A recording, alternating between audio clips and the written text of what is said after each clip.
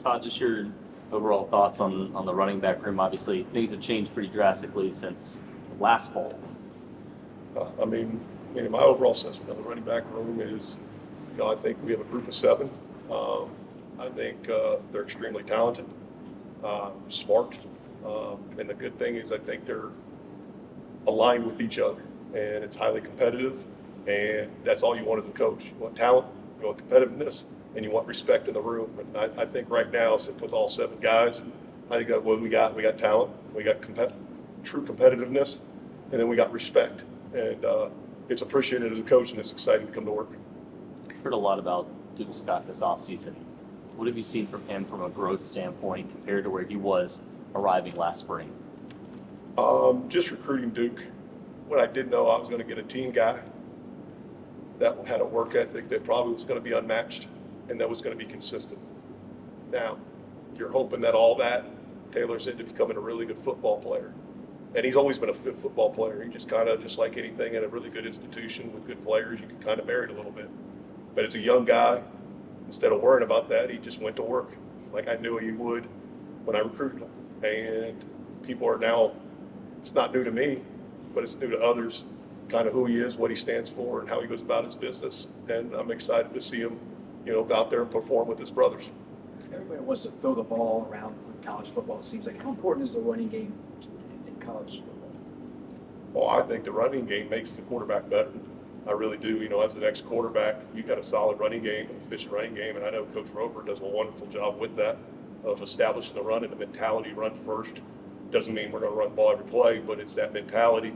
But I think if you can run the ball effectively, what you do is you allow the quarterback to play at an even higher standard than the good one that we already have. So that's my opinion. Speaking of Coach Roper, how has this offseason been different as he implements his scheme into the offense as a whole?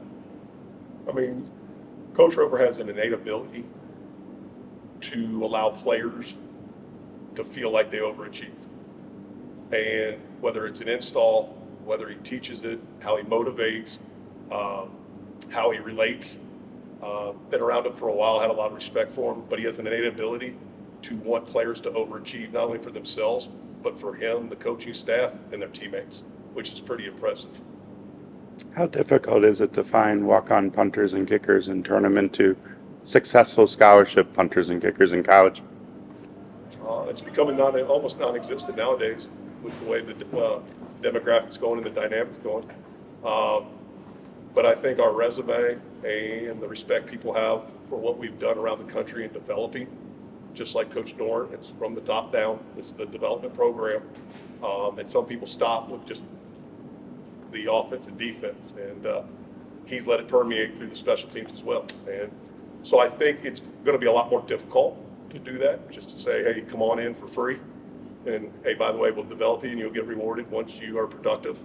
But we're going to continue with that message and use our reputation to help us. And up to this point, we've continually been successful, and we're going to keep trying that way. But I think we got to be creative as we move forward. Whether it's the return game or as a running back, how do you see Jonathan Paylor making an impact?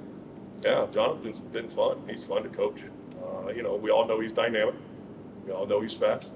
And what I've learned real quick, being around him more and more, is the kid just wants to be good. And he's got a thirst for knowledge. He's got a thirst to be better. Anytime as a coach, you get to coach a young man just like the rest of the running back room.